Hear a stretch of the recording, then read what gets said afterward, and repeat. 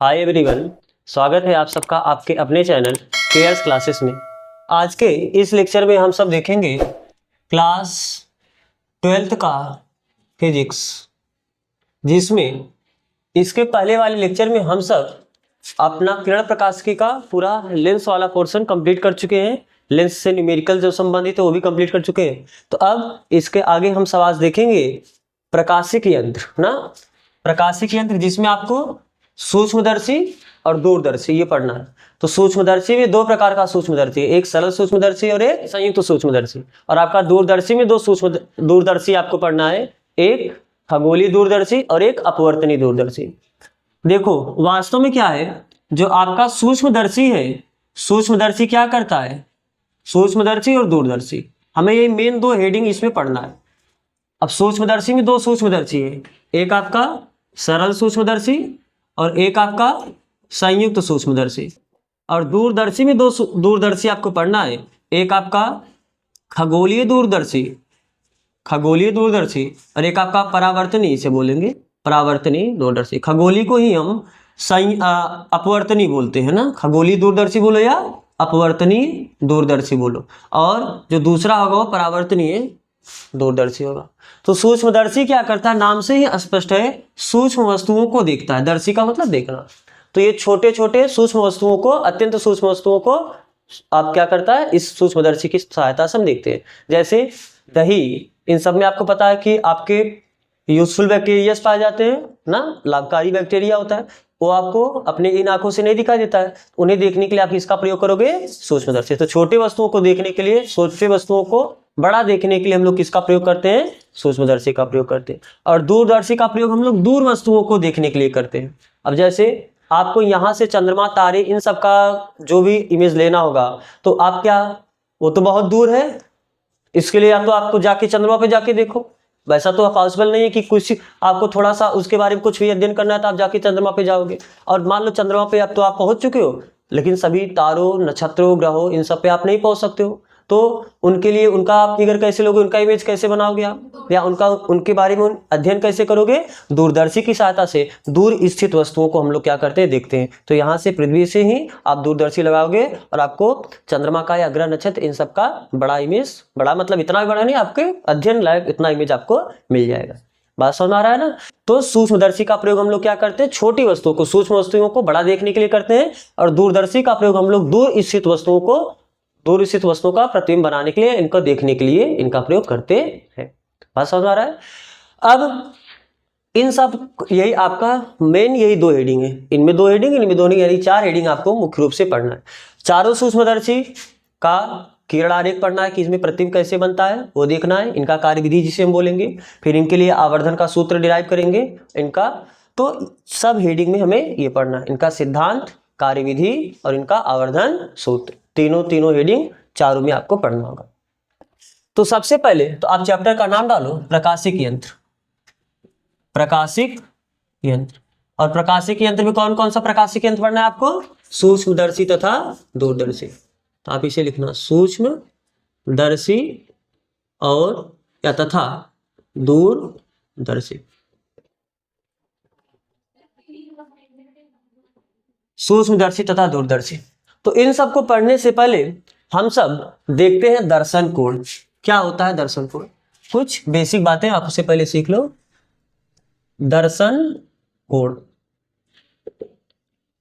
क्या होता है, दर्शन कोण किसी वस्तु के द्वारा, जैसे मान लो कोई आपका एक वस्तु है, यह वस्तु आपके आंख से, मान लो यहाँ पर आपका एक नेत्र है, तो आप यहाँ पर नेत्र लगा के इस वस्तु को देख रहे हो, इस वस्तु को हम क्या बोल देते हैं, टीवी।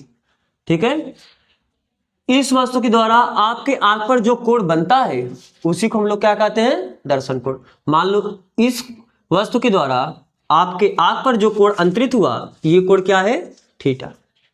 तो इसी थीटा एंगल को हम लोग क्या बोलेंगे, दर्शन कोण। तो किसी भी वस्तु के द्वारा आंख पर अंतरित किया गया कोण, यानी आंख पर बना कोण, उस वस्तु के द्वारा बना दर्शन कोण कहलाता है। बात समझ आ रहा है। तो अगर यहां से आपको थीटा चाहिए, मान लो ये वस्तु कितने दूरी पर रखा है, यू दूरी पर रखा है, तो कि वस्तु की दूरी को आप यू से ही दर्शाते हो। तो अगर ये दूरी u है और ये वस्तु आपने क्या बोला ab, या आप इसे कुछ नाम से दर्शा, ये आप ab बोले हो तो आप इसे c बोल दो। तो क्या यहां से आप tan थीटा बता सकते हो?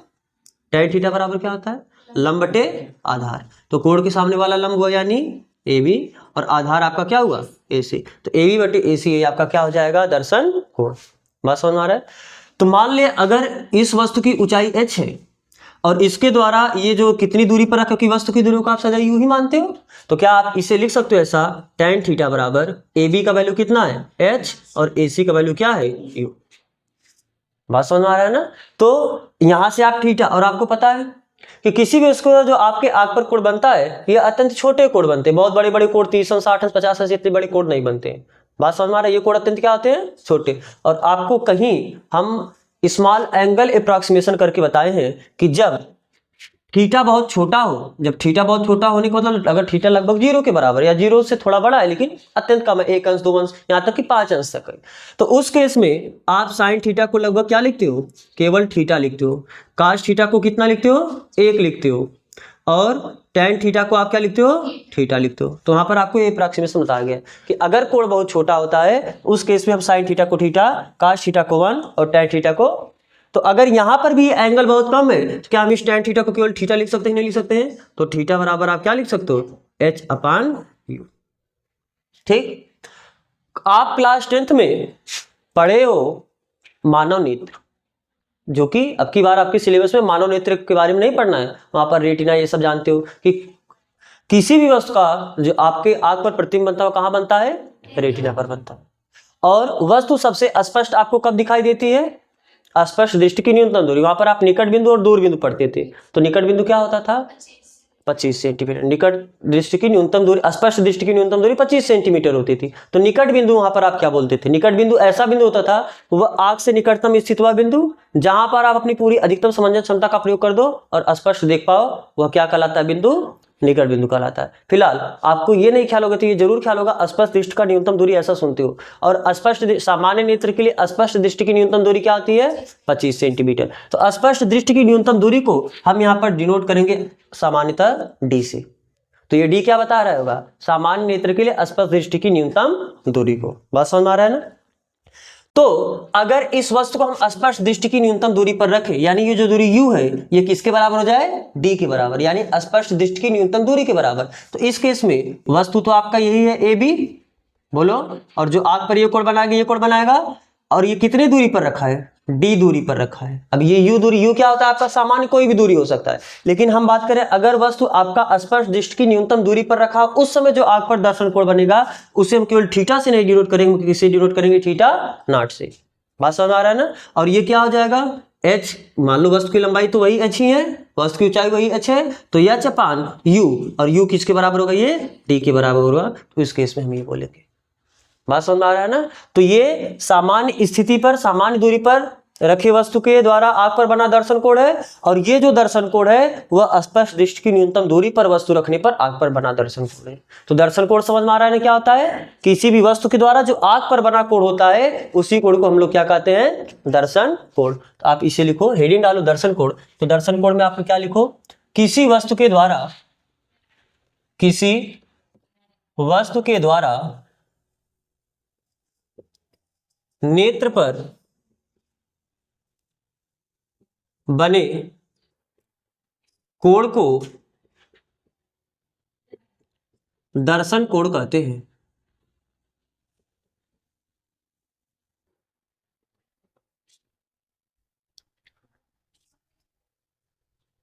यदि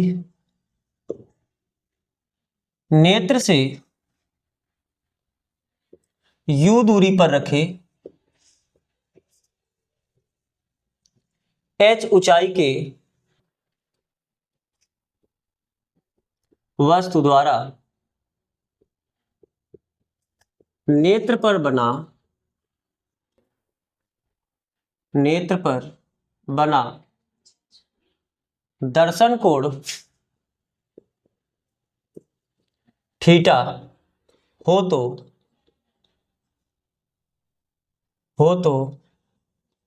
चित्र से यहां पर लिखो tan थीटा बराबर आप ये लिख सकते हो कितना? AB बटे कितना? AC। और यहां से आप लिख सकते हो कितना, tan थीटा बराबर h/u। चूंकि थीटा अत्यंत छोटा होता है, अतः tan थीटा को हम लगभग क्या लिख सकते हैं, थीटा। तो दिस इंप्लाइज थीटा बराबर कितना हो जाएगा, h/u। आप फिर ये वाला फिगर बनाओ, ये फिगर बनाओ उसके जस्ट सामने, ठीक है। फिर उसके नीचे लिखो, यदि वस्तु स्पष्ट दृष्टि की न्यूनतम दूरी पर हो,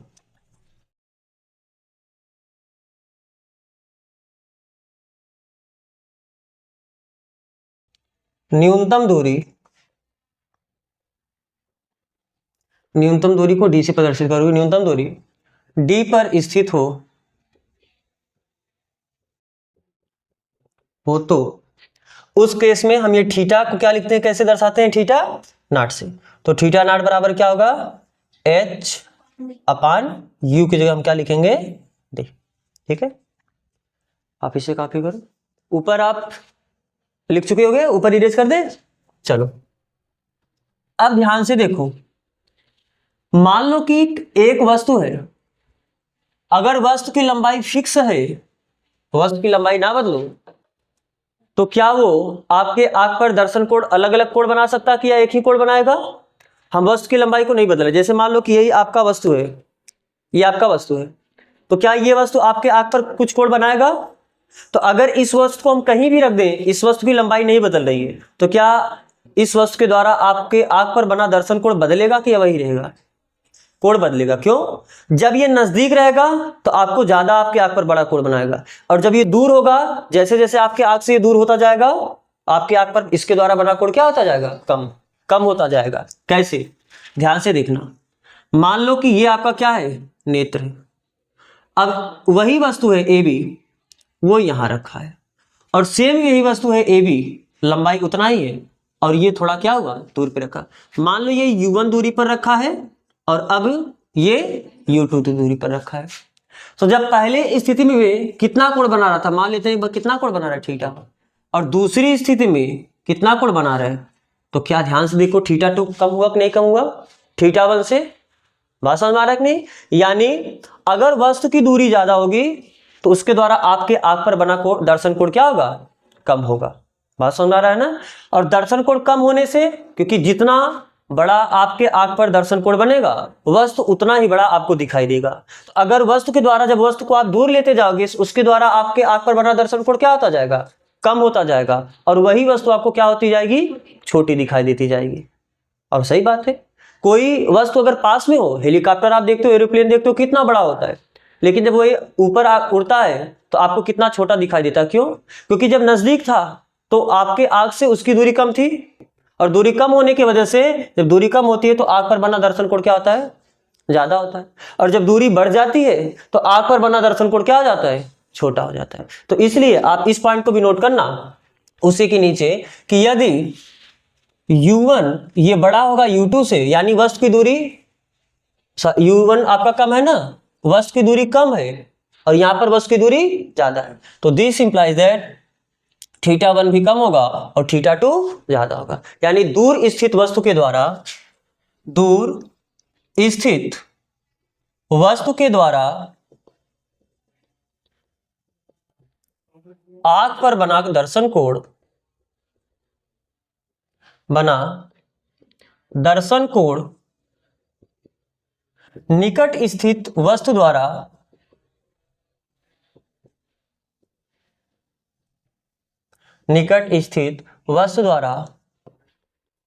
आंख पर बने दर्शन कोण से क्या होता है, कम होता है कि ज्यादा होता है। दूर स्थित वस्तु द्वारा दर्शन कोण कम होता है, कोण से कम होता है। इसीलिए क्या, दूर स्थित वस्तु निकट स्थित वस्तु की तुलना में छोटी दिखाई देती है। इसीलिए दूर स्थित वस्तु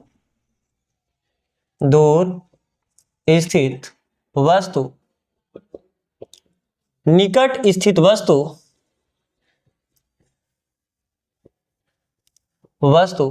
की तुलना में छोटी दिखाई देती है।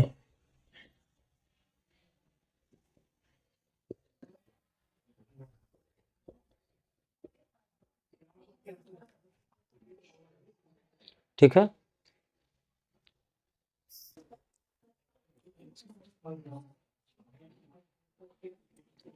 उसके बगल में आप ये फिगर ही बना लेना।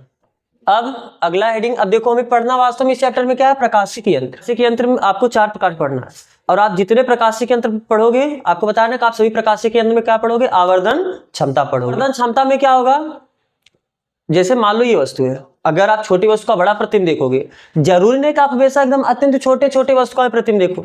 कभी कभी आप देखो, जब ड्राइंग बॉक्स खरीदते थे तो उसमें क्या होता था, एक लेंस मिलत रहा ना, तो उसे क्या केवल जाके घर आके कीड़े मकोड़ों को देख रहे थे, वो दिख कोई नहीं करेगा, फिलहाल उससे नकली रहता था।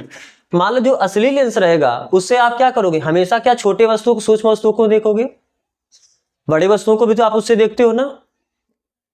अरे इसको आप लेंस से नहीं देख सकते थे, देख सकते हो कि नहीं से? जिस सूक्ष्मदर्शी से आप छोटे वस्तु को देखोगे, उस सूक्ष्मदर्शी से आप बड़े वस्तु को भी देख सकते हो। क्या होगा है? जब वस्तु को आप बिना सूक्ष्मदर्शी से देख रहे हो, मतलब केवल वस्तु को जब देख रहे हो बिना कोई यंत्र उंत्र लगाए, तो जब वस्तु को देखोगे तो वस्तु आपके आंख पे कुछ दर्शन कोण बनाएगा, कुछ दर्शन कोण बनाए, और जब वो सूक्ष्मदर्शी लगाने के बाद तो फिर भी तब दूसरा दर्शन कोण आपके आंख पे बनेगा। तो जो बाद में दर्शन कोण बना, यानी प्रकाशिक यंत्र लगाने के बाद जो आपके आंख पे दर्शन कोण बना, उस कोण का बिना प्रकाशिक यंत्र लगाए आपके आंख पर जो दर्शन कोण बन रहा है, दोनों दर्शन कोण के अनुपात को हम लोग क्या कहते हैं, उस प्रकाशिक यंत्र का आवर्धन क्षमता। आवर्धन क्षमता का मतलब क्या है, समझ आ रहा है ना?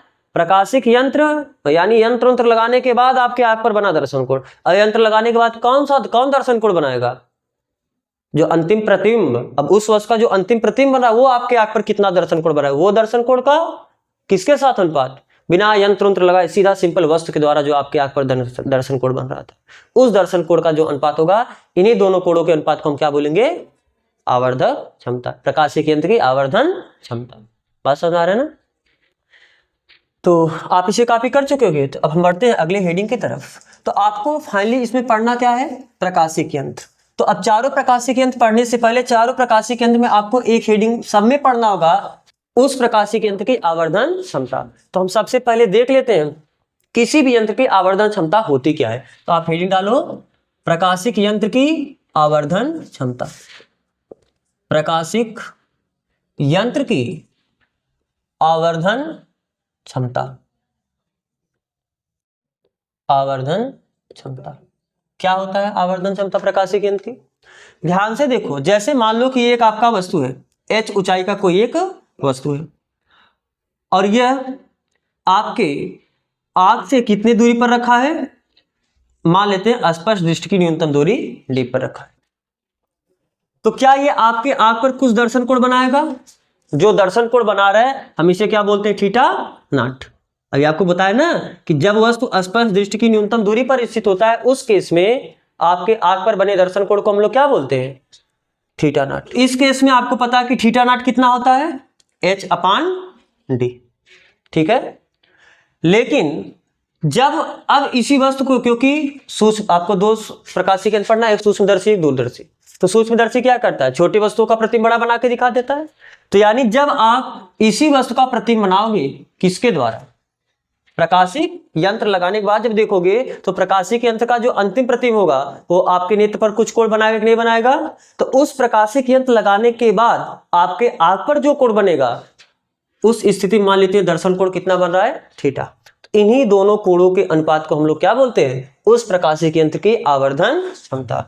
यानी प्रकाशिक यंत्र के द्वारा, क्योंकि जब प्रकाशिक यंत्र लगाओगे तब उस वस्तु का बड़ा प्रतिबिंब बनेगा। अब वो बड़ा प्रतिबिंब आपके आंख पर कितना कोण बना रहा है, वो कोण का किसके द्वारा, किस कोण के साथ अनुपात, जब वस्तु स्पष्ट दृष्टि की न्यूनतम दूरी पर रखी है उस स्थिति में वस्तु के द्वारा बने दर्शन कोण के अनुपात को हम लोग क्या बोलते हैं, उस प्रकाशिक यंत्र की आवर्धन क्षमता। तो यानी जो आवर्धन क्षमता होगा, आवर्धन क्षमता को हम लोग एमपी लिखेंगे। एमपी यानी मैग्नीफाइंग पावर। इसको कहीं कहीं केवल आपका स्मॉल एम से, कहीं कहीं केवल कैपिटल एम से दर्शाया जाता है, तो हम लोग सुविधा के लिए एमपी लिख के चल रहे हैं, मैग्नीफाइंग पावर, आवर्धन क्षमता। तो आवर्धन क्षमता क्या होगा, थीटा अपान थीटा नॉट। ये थीटा क्या है, अंतिम प्रतिबिंब द्वारा आग पर बना दर्शन कोण। और अंतिम प्रतिबिंब कब बना है, जब आपने वो आप प्रकाशिक यंत्र लगाए हो। तो यानी प्रकाशिक यंत्र के द्वारा आग पर बने दर्शन कोण का वस्तु के द्वारा बिना, और ये वस्तु के द्वारा कब दर्शन कोण बना, यहां पर आपने कोई लेंस नहीं लगाया है। तो यानी कोई लेंस न लगाने का मतलब कोई सूक्ष्मदर्शी, दूरदर्शी यानी कोई प्रकाशिक यंत्र नहीं लगाए हो, यानी बिना प्रकाशिक यंत्र के द्वारा आग पर बना दर्शन कोण। ये कौन सा दर्शन कोण है, प्रकाशिक यंत्र द्वारा आग पर बना दर्शन कोण। और ये कौन सा दर्शन कोण है, बिना प्रकाशिक यंत्र द्वारा आग पर बना दर्शन कोण। इन्हीं दोनों कोणों के अनुपात को हम लोग क्या बोलते हैं, उस प्रकाशिक यंत्र की आवर्धन क्षमता। तो आप इस डिफिनीशन को लिखो, प्रकाशिक यंत्र द्वारा, प्रकाशिक यंत्र द्वारा, और प्रकाशिक यंत्र द्वारा कौन प्रतिबिंब बनाएगा, अंतिम प्रतिबिंब ना, अंतिम प्रतिबिंब द्वारा, प्रकाशिक यंत्र द्वारा आग पर बने दर्शन कोण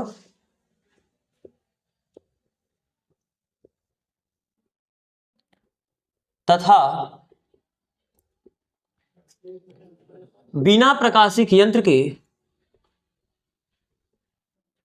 बिना प्रकाशिक यंत्र के वस्तु द्वारा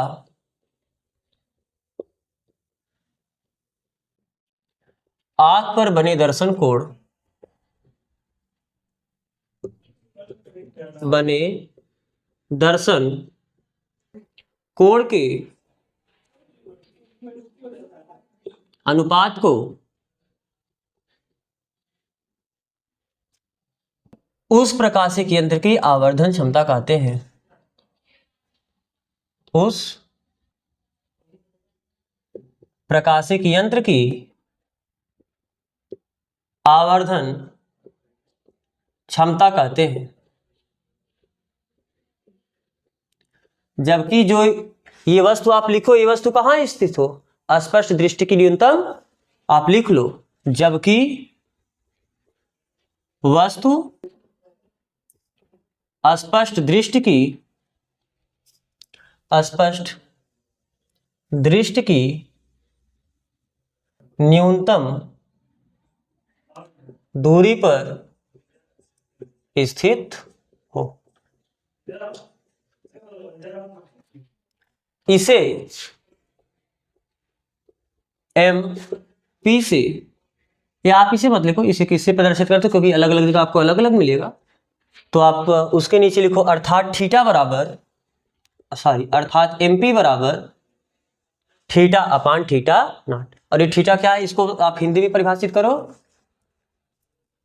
प्रकाशिक यंत्र द्वारा, थोड़ा इधर स्पेस का कमी पड़ेगा, हम इसे यहां पर लिखते हैं, एमपी बराबर प्रकाशिक यंत्र द्वारा, और जब हम प्रकाशिक यंत्र बोल रहे हैं यानी अंतिम प्रतिबिंब बात कर रहे हैं, प्रकाशिक यंत्र कोष्टक में लिख देना अंतिम प्रतिबिंब द्वारा आग पर बना दर्शन कोण, बना बटे बिना प्रकाशिक यंत्र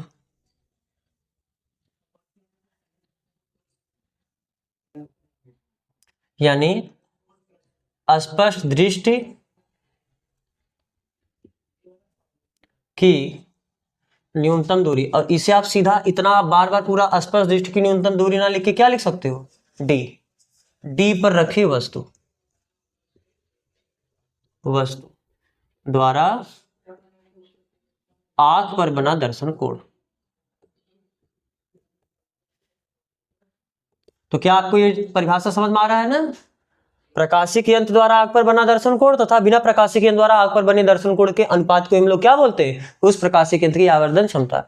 इसे लिखना था आप ऐसे भी लिख सकते हैं, एमपी बराबर इस दर्शन कोण को हम केवल सिंपल थीटा लिखते हैं, और जब वस्तु डी पर रखा था उस समय बने दर्शन कोण को हम क्या लिखते हैं, थीटा नॉट। तो यानी एमपी बराबर क्या हो गया, थीटा अपान थीटा नॉट। तो आप इसे कॉपी करो। तो आप इसे कॉपी कर चुके होगे। तो हम बढ़ते हैं अब अगले टॉपिक की तरफ आपका। अब हम चलते हैं प्रकाशिक यंत्र। तो क्या होता है प्रकाशिक यंत्र? प्रकाशिक यंत्र वही है जो निकट स्थित वस्तुओं का या सूक्ष्म वस्तुओं का या दूर स्थित वस्तुओं का बड़ा प्रतिबिंब बना के आपको क्या करे, दिखाए। तो आप हेडिंग डालो प्रकाशिक यंत्र। अब प्रकाशिक यंत्र में आपको पढ़ना है कि दो प्रकाशिक यंत्र पढ़ना है, एक आपका सूक्ष्मदर्शी और एक आपका दूरदर्शी। तो जिसमें आप पहला हेडिंग डालना सूक्ष्मदर्शी। सूक्ष्मदर्शी क्या होता है? सूक्ष्मदर्शी नाम से स्पष्ट है, सूक्ष्मदर्शी यानी छोटी वस्तुओं का दर्शन कराएगा, यानी छोटी वस्तुओं का आप इसे देखोगे ना, छोटी वस्तुओं का प्रतिबिंब बनाएगा। और छोटी वस्तुओं का और छोटा प्रतिबिंब बनाएगा और बड़ा प्रतिबिंब बनाएगा।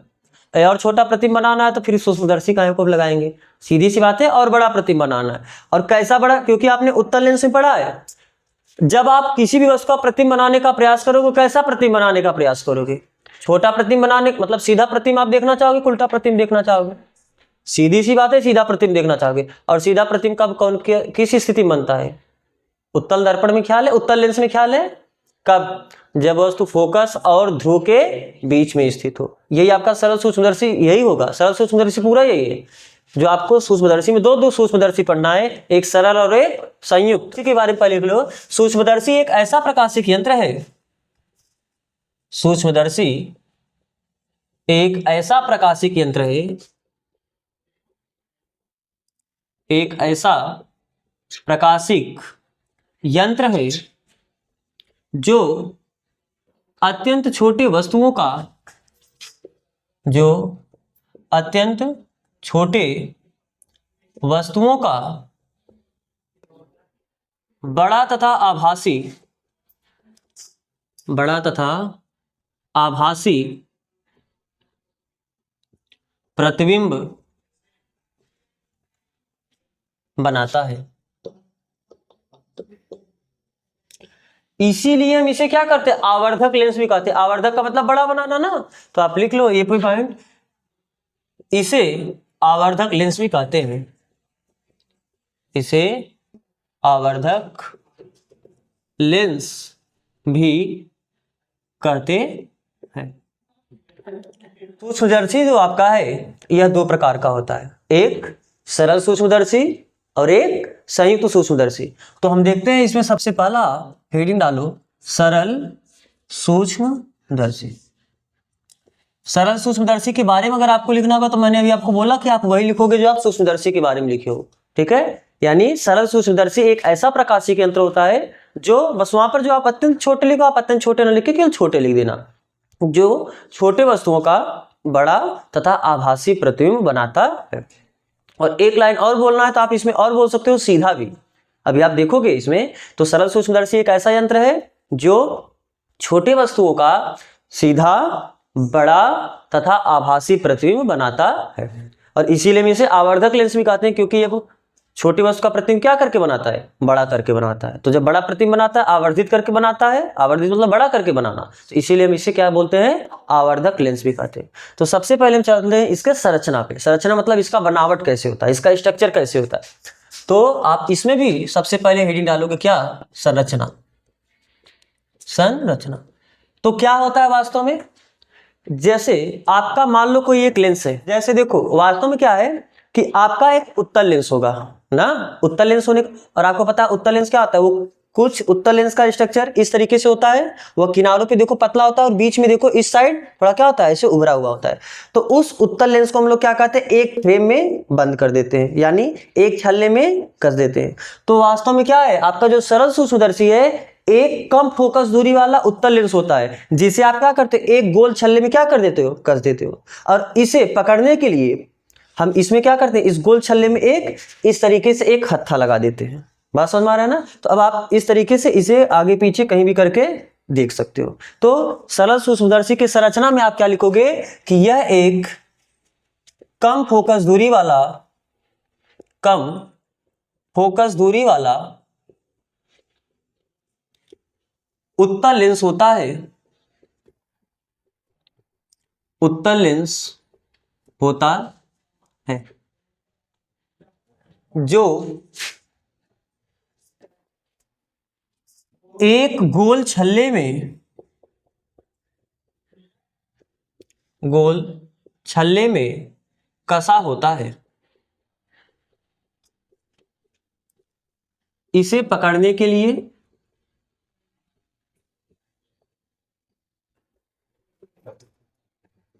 इसे पकड़ने के लिए गोल छल्ले में एक हत्था लगा होता है। ठीक है, जैसे मान लो आपका गोल छल्ला होगा, इसमें हम क्या करेंगे,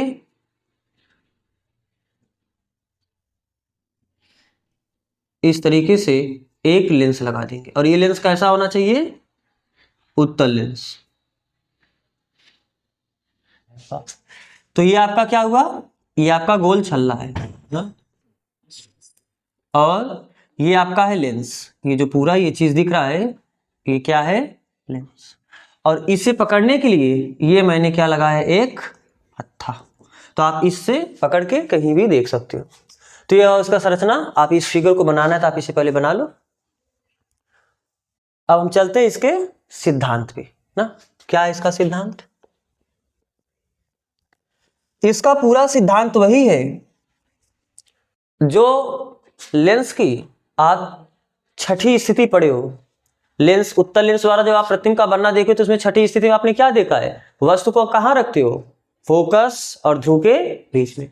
तो जब किसी वस्तु को फोकस तथा ध्रुव के बीच में रखा जाता है, उस लेंस द्वारा, उस उत्तल लेंस द्वारा उस वस्तु का कैसा प्रतिबिंब बनता है, बड़ा, सीधा तथा आभासी प्रतिबिंब बनता है।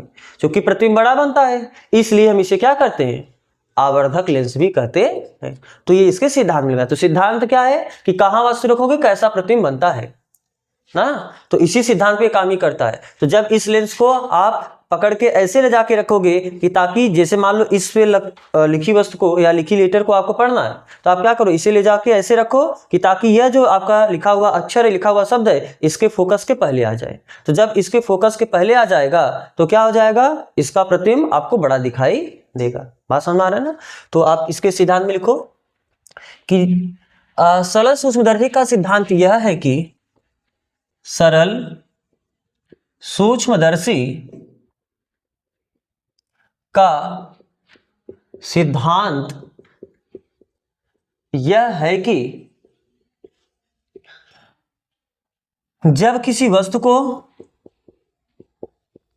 जब किसी वस्तु को उत्तल लेंस के फोकस तथा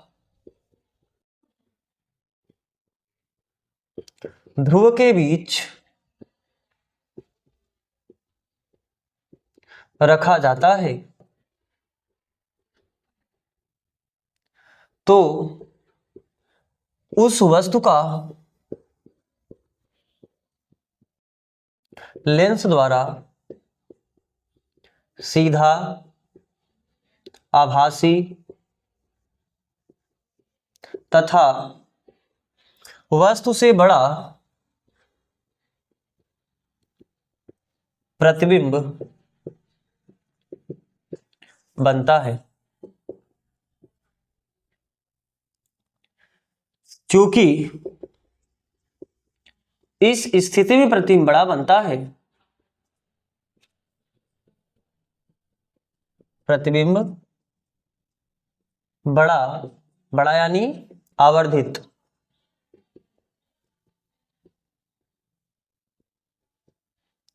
इसीलिए इसे आवर्धक लेंस भी कहते हैं। इसे यानी सरल सूक्ष्मदर्शी को, इसे आवर्धक लेंस भी कहते हैं। ठीक है, तो अब हम चलते हैं इसकी कार्यविधि तथा किरण आरेख पर ना। तो आप इसे पहले कॉपी करो, फिर हम बढ़ते हैं अगली तरफ, आगे चलते हैं।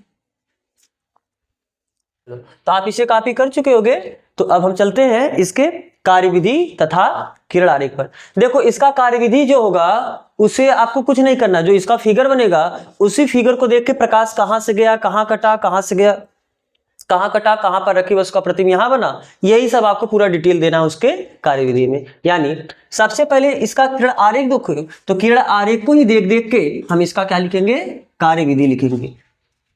तो आप हेडिंग डालो कार्यविधि तथा किरण आरेख, अलग अलग भी कर सकते हो, कार्यविधि अलग हेडिंग, किरण आरेख अलग हेडिंग, आप एक में ही कर दो ना, कार्यविधि तथा किरण आरेख, कार्यविधि तथा किरण आरेख। तो ध्यान से देखो इसका किरण आरेख, मान लो कि यह क्या है, आपका एक उत्तल लेंस है, यह क्या है आपका एक उत्तल लेंस है। तो जब किसी वस्तु को आप कहां रखते हो, प्रकाशीय केंद्र तथा फोकस के बीच में रखते हैं। मान लो ये प्रकाशीय केंद्र और ये क्या है आपका फोकस। तो जब किसी वस्तु को आप यहां पर रखोगे तो मुख्य अक्ष के समांतर चलने वाली प्रकाश किरण अपवर्तन के पश्चात कहां से होकर जाती है, फोकस से होकर जाती है, और वहीं दूसरी प्रकाश किरण जो कि प्रकाशीय केंद्र से होकर जाती है बिना विचलित हुए क्या होती है, सीधे निकल जाती है। तो चलो मान लेते हैं कि इसका जो फोकस है वह कुछ इधर है, तो क्या ये कुछ ऐसे होके चली जाएगी, थोड़ा हम इसे और सही करते हैं। वस्तु को थोड़ा छोटा बना दें, वस्तु को थोड़ा छोटा बना, क्योंकि इधर आपका किरण आरेख मतलब इसका जो ये किरण हम लेके जा रहे हैं ये थोड़ा फैलाना है, जिससे कहीं पीछे जाके कटे ना, तो हम इसे थोड़ा क्या करते हैं, वस्तु को अपनी सुविधा के लिए थोड़ा छोटा बनाते हैं।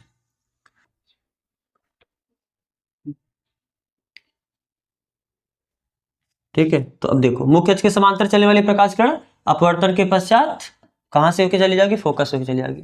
तो ये दोनों प्रकाश किरण को अगर आप पीछे बढ़ाओगे तो ये जहां पर काटेगा वही क्या होगा, इसका प्रतिबिंब बनेगा। तो मान लो फिर इसका प्रतिबिंब कुछ आपका, क्योंकि देखो वहां पर प्रकाश कण वास्तव में नहीं काटता इस स्थिति में, तो यहाँ पर वास्तविक प्रतिबिंब नहीं बनता है। कैसा प्रतिबिंब बनता है, आभासी प्रतिबिंब बनता है। और आप देख लो अगर ये वस्तु है आपका ए बी और ये वस्तु कितनी दूरी पर रखा है, मान लेते हैं ये यू दूरी पर रखा है, तो और इसका जो प्रतिबिंब बना ये कितनी दूरी पर बना, भी दूरी पर बना। तो ये प्रतिबिंब आपको पता भी है कि उसी साइड, जिस साइड वस्तु रखे होते हैं उसी साइड बनता है, सीधा बना है, बड़ा बना है, आभासी बना। तो इसमें आप क्या करोगे कि आप बताओगे कि माना एक वस्तु है ए बी जो कहां रखा है, फोकस तथा वक्रता सॉरी प्रकाशीय केंद्र के बीच में चित्रानुसार रखा है।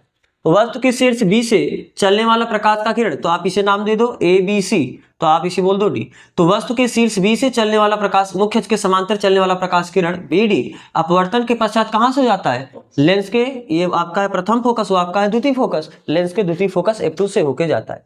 वहीं एक दूसरी प्रकाश किरण जो वस्तु के शीर्ष से चलता है BC जो कि प्रकाशीय केंद्र से जाता है, तो बिना विचलित हुए सीधे निकल जाता है। ये दोनों प्रकाशीय किरण एक दूसरे को पीछे बढ़ाने पर कहां काटते हैं, इसे आप बोल दो A डैश और इसे आप बोल दो क्या, B डैश, एक दूसरे को B डैश पर काटते हैं। अतः वस्तु AB का सीधा, आभासी तथा बड़ा प्रतिबिंब A डैश B डैश बनता है।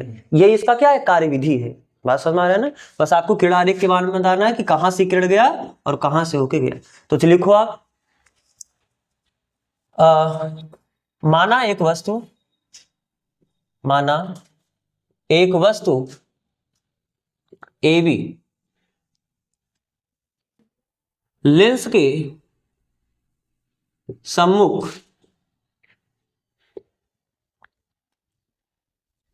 F1 तथा C यानी प्रथम फोकस तथा प्रकाशीय केंद्र के बीच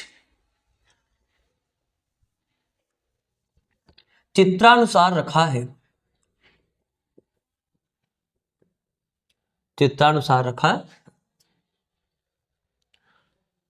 वस्तु के शीर्ष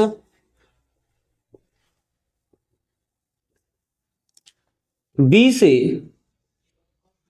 मुख्य अक्ष के समांतर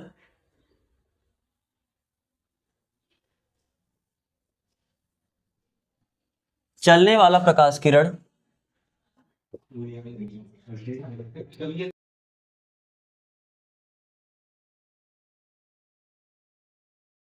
अपवर्तन के पश्चात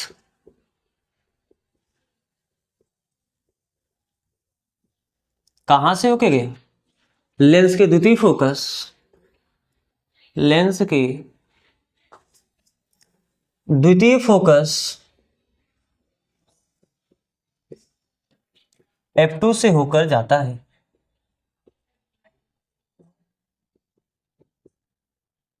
वहीं एक दूसरी प्रकाश की किरण, या ऐसे लिखना, वहीं वस्तु के शीर्ष B से, वस्तु के शीर्ष B से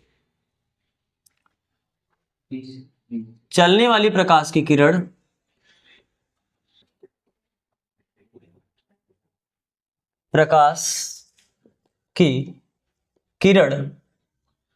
BC, जो कि प्रकाशिक केंद्र से होके जाती है, प्रकाशिक केंद्र से होकर जाती है, अपवर्तन के पश्चात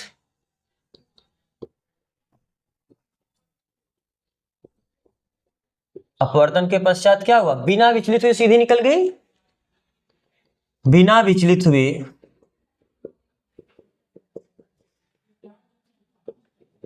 सीधे निकल जाते हैं।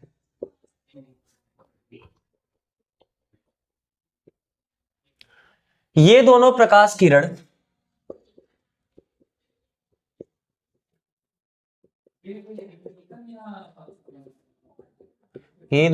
की किरणें एक दूसरे को पीछे बढ़ाने पर कहां काटती है? B' पर काटती है। अतः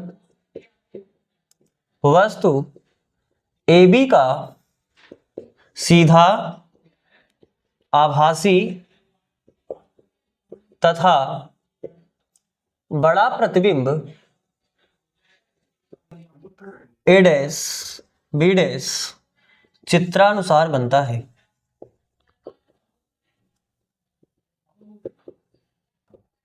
ठीक है, इस तरीके से जो आपने वस्तु को फोकस और वक्रता केंद्र के बीच में रखा, उसका सीधा बड़ा तथा आभासी प्रतिबिंब आपको प्राप्त हुआ और छोटी वस्तु आपको बड़ी दिखाई देने लगेगी। ठीक है, तो फिर अब आपको लेंस के आवर्धन सूत्र, इसी आवर्धन सूत्र को हम लोग कोणीय आवर्धन, जो आपने पढ़ा है ना कल, आवर्धन प्रकाशिक यंत्रों का आवर्धन पढ़ा था ना, आवर्धन क्षमता, उसी को हम लोग क्या कहते हैं? कोणीय आवर्धन। क्योंकि यहां पर जो आवर्धन आपको मिलता है वह एंगल के टर्म में मिलता है।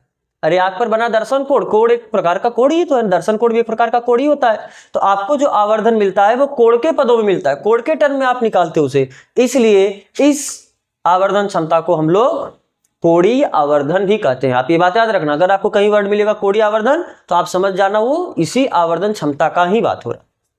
तो चलो, तो अब हम क्या करते हैं, इसका आवर्धन क्षमता। तो अब अगला हेडिंग इसमें लिखिए, प्रकाशिक यंत्र का या सरल सूक्ष्मदर्शी का आवर्धन क्षमता। क्योंकि हम सरल सूक्ष्म, और सीधा आप केवल आवर्धन क्षमता लिख दो, क्योंकि आपको पता है आप सरल सूक्ष्मदर्शी ही पढ़ रहे हो, तो आवर्धन क्षमता उसी का हम बात करेंगे यहाँ पर। तो आप सिंपल अगर आप लिख दिए हो तो आप पूरा लिख देना, सरल सूक्ष्मदर्शी की आवर्धन क्षमता, वरना आप सीधा केवल हेडिंग डाल सकते थे आवर्धन क्षमता। और इसी का दूसरा नाम कोणीय आवर्धन, कोणीय आवर्धन। ठीक, क्या होता है कोणीय आवर्धन? कल आपने पढ़ा है आवर्धन क्षमता, किसी भी प्रकाशिक यंत्र की आवर्धन क्षमता क्या होती है? अंतिम प्रतिबिंब द्वारा आंख पर बना दर्शन कोण तथा बिना प्रकाशिक यंत्र लगाए आंख पर बने दर्शन कोण के अनुपात को ही आप क्या बोलते हो? आवर्धन क्षमता। यानी जो मैग्नीफाइंग पावर होता है वो क्या होता है? Theta upon theta naught. ये थीटा क्या है? अंतिम प्रतिबिंब द्वारा, अंतिम प्रति यानी पूरा प्रकाशिक यंत्र लगाने के बाद जो फाइनल आपको प्रति मिला है उस प्रतिबिंब द्वारा आंख पर बना दर्शन कोण। और ये थीटा नॉट क्या है? ये थीटा नॉट क्या है?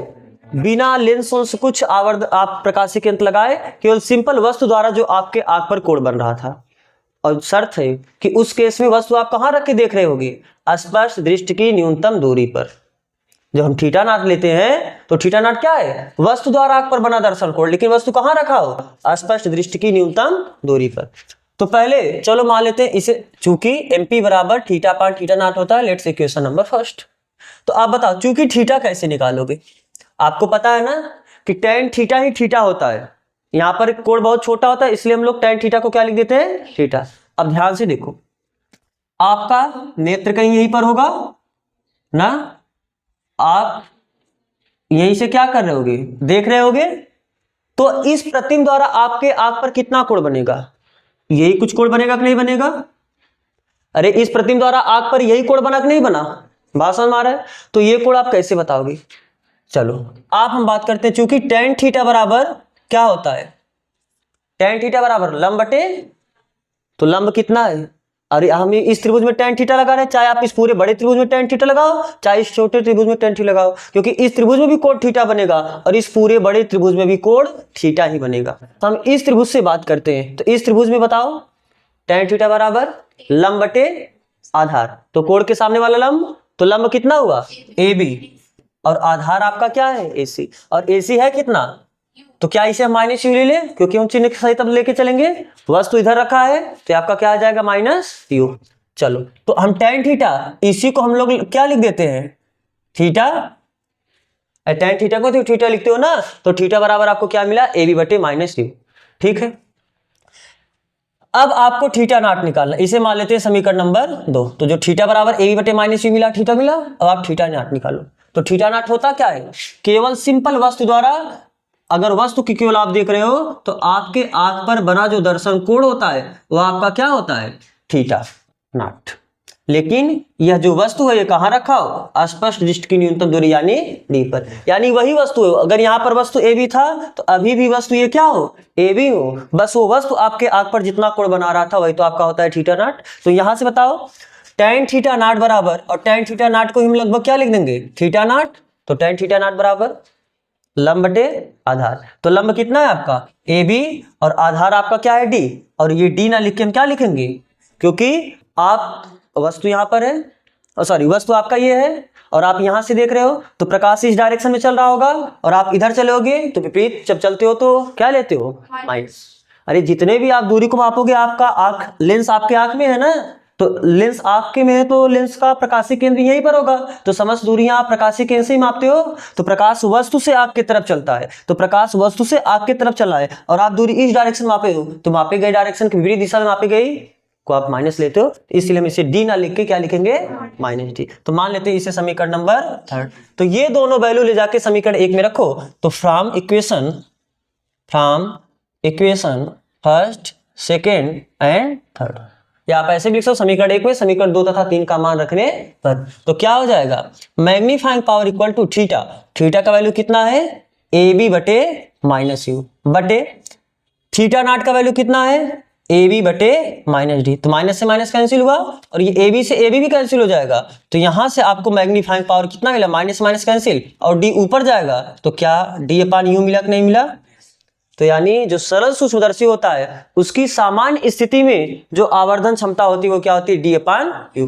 लेकिन अब हमें सभी जितने भी आप आवर्धन क्षमता देखोगे उसमें आपको दो केस पढ़ना होगा, जब अंतिम प्रतिबिंब अनंत पर बने और जब अंतिम प्रतिबिंब अस्पष्ट दृष्टि की न्यूनतम दूरी पर बने, दो स्थिति में पढ़ना है। जैसे ये आपका जो अंतिम, अब इसका कोई मतलब नहीं, अब केवल आप इसे लो, ये फिगर जब अंतिम प्रतिबिंब अनंत पर, प्रतिबिंब अनंत पर कब बनेगा, जब ये वस्तु कहां आ जाए फोकस पर आ जाए, बात समझ में आ रहा है। तो जब यह वस्तु फोकस पर आ जाएगा उस स्थिति में जो अंतिम प्रतिबिंब बनेगा वो अनंत पर बनेगा। तो हमें एक उस स्थिति में मैग्नीफाइंग पावर देखना है और एक उस स्थिति में मैग्नीफाइंग पावर देखना है जब ये जो अंतिम प्रतिबिंब बना ये अनंत पर बन के कितना बने अस्पष्ट दृष्टि की न्यूनतम दूरी डी पर बने, ये अंतिम प्रतिबिंब डी दूरी पर बनना चाहिए। तो पहले आप इसे कॉपी करो फिर हम उसके केस पे चलते हैं।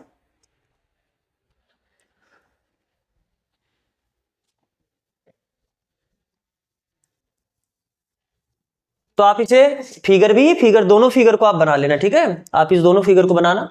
तो अब हम देखते हैं इसमें दो स्थिति हैं, तो आप इसमें हेडिंग डालो विशेष स्थिति, विशेष स्थिति। फर्स्ट, जब अंतिम प्रतिबिंब कहां बने अनंत पर, जब अंतिम प्रतिबिंब अनंत पर बने। तो जब अंतिम प्रतिबिंब अनंत पर कब बनेगा आपको बताओ, पता है कि नहीं? यस, जब वस्तु कहाँ हो, फोकस पर हो। तो अंतिम प्रतिबिंब अनंत पर बनने के लिए या हम सीधा ऐसे लिख दें, अंतिम प्रतिबिंब को हम क्या लिखें, v। तो v बराबर इनफाइनाइट तब होगा जब u बराबर क्या हो, f। जब वस्तु फोकस पे रखा हो तभी तो प्रतिबिंब अनंत पर बनेगा ना। यानी v बराबर इनफाइनाइट कब होगा, जब u कहाँ हो, f पर। तो चूंकि मैग्नीफाइंग पावर, तो इस प्रकार मैग्नीफाइंग की पावर क्या हो जाएगा, आवर्धन क्षमता d अपान u, और u का वैल्यू है कितना, f। तो इस केस में मैग्नीफाइंग पावर ही हो जाएगा। और ये आपका मैग्नीफाइंग पावर का मिनिमम वैल्यू है। कैसा वैल्यू है, मिनिमम। सबसे कम मैग्नीफाइंग पावर इसी स्थिति में होगा। और ऐसा इसलिए, ध्यान से देखना, क्यों हम बोल रहे हैं कि ये सबसे मिनिमम हो। आपको पता है कि अगर आप इस वस्तु को फोकस पर रखे हो, अगर फोकस से ज्यादा दूरी पर इस वस्तु को रख दिए, अब प्रतिबिंब आपका उस साइड बन जाएगा। पता है ये बात ना? तो उस हमें चाहिए क्या, वस्तु फोकस पर बहुत हम ज्यादा करके फोकस पे लाके रख सकते हैं, या तो फोकस के इधर करेंगे। यानी किसी भी स्थिति में आप चले जाओ, वस्तु को फोकस के इधर ही रखना है। तो जब वस्तु फोकस के इधर रहेगा तो u का वैल्यू और कम, वस्तु को और इधर करे u का वैल्यू और कम, वस्तु को और इधर रखे u का वैल्यू और कम, यानी u का वैल्यू कब होता जाएगा, यानी u का वैल्यू मैक्सिमम तब होगा जब वस्तु कहाँ रखा हो, फोकस पर। तो हमने वस्तु को तो फोकस पे रख दिया, इस केस में u का वैल्यू क्या होगा, मैक्सिमम। और जब हर आपका मैक्सिमम होगा तो वैल्यू आपका क्या हो जाएगा, मिनिमम, क्योंकि जितने बड़े वैल्यू का भाग दोगे वैल्यू उतना छोटा आ जाएगा। तो u इस केस में सबसे मैक्सिमम है, f। अब इससे आगे आप नहीं ले सकते थे, क्योंकि इससे आगे u लोगे तो वस्तु उल्टा बनना स्टार्ट हो जाएगा दूसरे साइड, फिर और स्थिति में जाके तो वस्तु छोटा ही बनना स्टार्ट हो जाएगा। हमें बड़ा चाहिए, सीधा चाहिए, आभासी चाहिए। इसलिए हम लोग क्या करते हैं, जब अनंत में प्रतिबिंब चाहिए तो ये आपका मैक्सिमम का स्थिति होगा फोकस, और अगर फोकस मैक्सिमम हो गया यानी u मैक्सिमम हो गया तो उस केस में मैग्नीफाइंग पावर क्या हो जाएगा, मिनिमम, क्योंकि हर जितना बड़ा होता है वैल्यू उतना छोटा होता है। बात समझ आ रहा है? चलो अब दूसरी स्थिति में क्या पढ़नी है, जब वस्तु कहाँ हो, जब अंतिम प्रतिबिंब कहाँ बने, स्पर्श दृष्टि की न्यूनतम दूरी पर। तो जब अंतिम प्रतिबिंब स्पष्ट दृष्टि की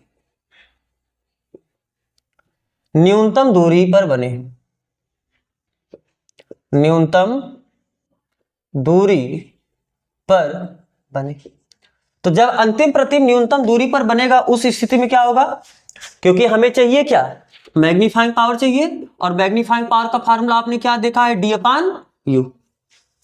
तो वस्तु को कहां रखे, वस्तु को कहां रखे कि उसका प्रतिबिंब d पर हो जाए, और मान लो लेंस का फोकस क्या है, f है। तो आप यू वी एफ में संबंध जानते हो, वहां से आप भी यू कुछ भी निकाल सकते हो। तो आपको पता क्या है, चूंकि प्रतिबिंब कहां बनना चाहिए, डी पर, यानी प्रतिबिंब की स्थिति को आप भी लिखते हो कि नहीं लिखते हो, तो भी का वैल्यू कितना होना चाहिए, डी। और ये डी ना लेके हम क्या लेंगे, क्योंकि पता है ना वस्तु प्रतिबिंब सदैव इस, क्योंकि सीधा प्रतिबिंब बना रहे हो, सीधा प्रतिबिंब सदैव इसी साइड बनेगा। ठीक है, तो यू आपको चाहिए कि यू हम कितना लें, और फोकस क्या ले, प्लस एफ की minus F, focus plus F ले की माइनस एफ। आपका उत्तल लेंस है, उत्तल लेंस का फोकस प्लस होता है, यानी एफ आपको एफ ही चाहिए। एक काम करते हैं, यू का वैल्यू हम माइनस यू लेते हैं। अब ध्यान से देखना, जब आप ये फार्मूला लगाओगे, अगर आपको न्यूमेरिकल जब लगाना होगा, जब न्यूमेरिकल आप लगाओगे तो आप यू का वैल्यू जिस वहां पर जैसे अगर दिया रहेगा कि एक वस्तु 25 सेंटीमीटर दूरी पर रखी है, तो आप यहाँ पर प्लस 25 लिखोगे, माइनस 25 लिखोगे, आप प्लस 25 लिखना, क्योंकि हम ये जो फार्मूला डेरिवेशन कर रहे हैं ये ऑलरेडी चिन्ह लेके ही किए हैं। देखो जितने भी फार्मूले लिखे हैं चिन्ह लेके कर रहे हैं, नहीं कर रहे हैं, तो आपको केवल इसमें वैल्यू लिखना है कि 25, 50, 70 कितने सेंटीमीटर पे वस्तु रखा है। तो ये जो फार्मूला, हम जितने भी फार्मूला का, एक फार्मूला ये हुआ, ये फार्मूला हुआ, ये फार्मूला हुआ, इन सब फार्मूला में केवल आपको आंकिक मान रखना है, वैल्यू रखना है, चिन्ह नहीं रखना है, क्योंकि हम ये डेरिवेशन ही चिन्ह लेके कर रहे हैं। जब डेरिवेशन हम जनरल करते हैं तब जहां u का वैल्यू प्लस होगा प्लस लिखेंगे, माइनस होगा माइनस लिखेंगे। यहाँ पर फिक्स है कि u माइनस ही होगा, इसीलिए हम माइनस लेके डेरिवेशन किए हैं। आपको केवल क्या रखना है, वैल्यू रखना है, याद रखना है इस बात को। ठीक है, तो चलो हम यहाँ पर देखो फिर से u का वैल्यू माइनस लेके कर रहे हैं, बात समझ आ रहा है ना। तो u की जगह माइनस रखो तो क्या हो जाएगा, चूंकि आपको लेंस सूत्र से पता है 1/v माइनस 1/u बराबर 1/, तो ये वैल्यूज इसमें रखो 1/v, v का वैल्यू है कितना, minus D, minus 1 upon you का वैल्यू कितना है -u बराबर 1 अपान एफ। तो क्या हो जाएगा 1 upon -1 upon D minus minus plus 1 upon U बराबर 1 अपान एफ। हमें क्या चाहिए d अपान यू। तो क्या हम इसे ऐसा लिख सकते हैं पक्षांतर करके 1 upon U equal to 1 upon F plus 1 upon D -1 upon D उधर जाके क्या आ जाएगा +1 अपान डी। अगर हम d का गुणा कर दे दोनों साइड तो d अपान यू मिल जाएगा और d अपान यू मिलेगा, वही तो मैग्नीफाइंग पावर होता है, वही तो हमें चाहिए। तो यानी इस स्थिति में अगर आप d का दोनों साइड गुणा करोगे तो ये क्या आ जाएगा d अपान यू, ये क्या आ जाएगा d अपान एफ और ये क्या आ जाएगा d अपान डी और d से d कैंसिल हो जाएगा। तो d अपान यू बराबर यहाँ पर बचा 1, तो 1 को हम पहले लिखते हैं 1 प्लस डी अपान एफ, इसे लिख सकते हैं ऐसा।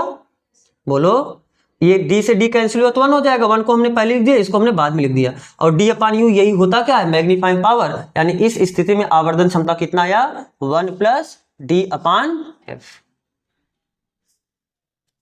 कई दिक्कत है, ये कहां से डी आ गया, हमने क्या किया दोनों साइड इस साइड भी डी का गुणा किया। डी का गुणा क्यों किया, क्योंकि हमें देखो यहाँ पर 1 अपान यू मिला है, हमें डी अपान यू चाहिए, तो अंश में हम डी का गुणा कर देंगे तो डी अपान यू मिल जाएगा। तो डी अपान यू को ही हम क्या लिखते हैं मैग्नीफाइंग पावर। तो आप याद रखना इस स्थिति में मैग्नीफाइंग पावर ये होता है। और आपसे पूछता है कभी कभी क्वेश्चन में कि हम वस्तु को कहाँ रखें ताकि प्रतिबिंब स्पष्ट दृष्टि की न्यूनतम दूरी पर बने। तो क्या आप यहां से u निकाल सकते हो कि नहीं निकाल सकते हो। अरे 1 अपान यू का वैल्यू इतना हल करोगे तो 1 अपान यू मिलेगा, आप पलट दोगे 1 अपान यू मिला तो u मिल जाएगा। तो आप इस फार्मूले से जाके u भी निकाल सकते हो। बात समझ आ रहा है ना। मैग्नीफाइंग पावर निकालना होगा तो आप डायरेक्ट ये फार्मूला याद रखोगे 1 प्लस डी अपान एफ। तो अब ध्यान सुनो, सामान्य स्थिति मैग्नीफाइंग पावर कितना है d अपान यू। जब प्रतिबिंब स्पष्ट दृष्टि की जब प्रतिबिंब अनंत पर है तब उस केस में मैग्नीफाइंग पावर कितना आया d अपान एफ। और जब वस्तु अंतिम प्रतिबिंब स्पष्ट दृष्टि की न्यूनतम दूरी पर बने उस केस में मैग्नीफाइंग पावर कितना आया 1 प्लस डी अपान एफ। यानी आप इसी में 1 क्या कर दिया ऐड कर दिया। तो समझ में आ रहा है ना। तो इस तरीके से आपका ये जो सरल सूक्ष्मदर्शी आपका कंप्लीट हुआ। अब इसके बाद जो आपका दूसरा हेडिंग होगा वो क्या होगा संयुक्त सूक्ष्मदर्शी। तो पहले आप इसे कॉपी करो, आज फिर यहीं तक करते हैं। तो जो आपका संयुक्त सूक्ष्मदर्शी होगा उसको हम अगले लेक्चर में करेंगे। यहाँ तक जुड़ने के लिए आप सबका बहुत बहुत धन्यवाद।